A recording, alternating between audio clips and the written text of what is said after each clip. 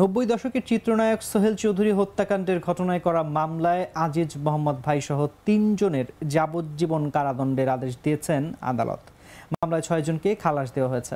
বৃহস্পতিবার ঢাকার দ্রুত বিচার ট্রাইব্যুনাল 2 এর বিচারক অরুণাভ চক্রবর্তী এর রায় ঘোষণা করেন। যাবজ্জীবন প্রাপ্তরা হলেন শামস ক্লাবের মালিক আফাকুল ইসলাম ওরফে বান্টি ইসলাম, ব্যবসায়ী আজিজ মোহাম্মদ ভাই ওরফে আব্দুল আজিজ ও আদনান সিদ্দিকী। এর আগে গত 29 এপ্রিল ঢাকার দ্রুত বিচার ট্রাইব্যুনাল 2 এর বিচারক অরুণাভ চক্রবর্তী রাষ্ট্রপক্ষ ও আসামি পক্ষের যুক্তি উপস্থাপন শেষে রায় ঘোষণার জন্য বৃহস্পতিবার ধার্য করেন। 1998 সালের 17 ডিসেম্বর রাজধানীর বনানীতে ট্রাম্পস ক্লাবের নিচে সোহেল চৌধুরীকে গুলি করে হত্যা করা হয়। এই ঘটনায় তার ভাই তৌহিদুল ইসলাম চৌধুরী গুলশান থানায় মামলা করেন।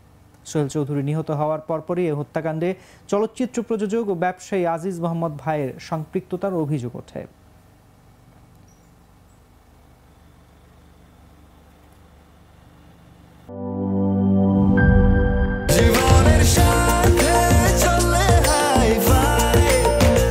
স্বাস্থ্যকর অল টাইম ফ্যামিলি কেক, সব সময় অল টাইম হেলদি লাইফ।